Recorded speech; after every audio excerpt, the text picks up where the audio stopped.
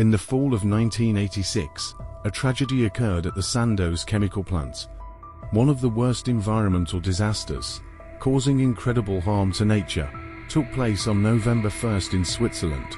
The plant, owned by the chemical and pharmaceutical giant Sandoz and built on the banks of the Rhine near Basel, produced various chemicals used in agriculture.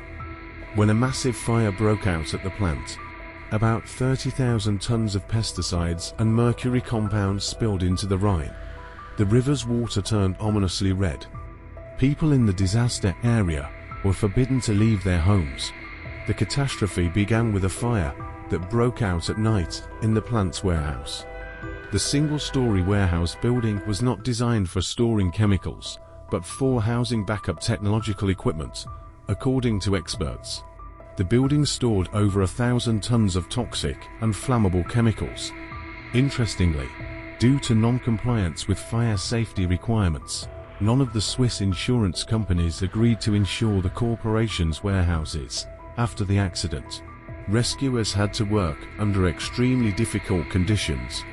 Yellow-brown clouds of poisonous smoke rose from the burning chemicals, and intense heat radiation prevented firefighters from approaching the blazing warehouse. The column of fire reached 60 meters, and barrels of chemicals were constantly exploding. Within 10 days, the poison reached the North Sea. The disaster altered the Rhine's water balance for many years. According to environmentalists, 500,000 fish died, and some species disappeared completely. 100,000 wild ducks never returned to the riverbanks. Moreover, toxic substances seeped into the groundwater, and clear traces of pesticides were found in the drinking water of Strasbourg, France. This meant that the health and lives of thousands of French people were at risk.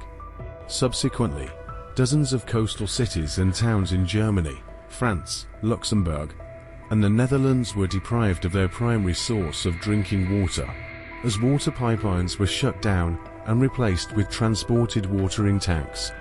French scientists noted that the mercury that leaked during the warehouse fire settled on the Rhine's bottom and would rise to the river's surface with each flood. Additionally, environmentalists were extremely concerned that the more than 1,000 tons of chemical products that burned during the fire had evaporated into the atmosphere over Basel in the form of water vapor and poisonous smoke, with rain and wind. They repeatedly returned to the ground, causing irreparable damage to the environment.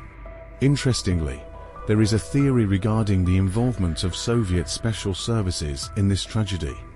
In 2000, Vincent Canestraro, a former senior US intelligence officer, claimed that the Soviet KGB organized the sabotage at the chemical plant. According to him, the operation aimed to distract attention from the Chernobyl disaster, which had occurred 6 months earlier in the Soviet Union.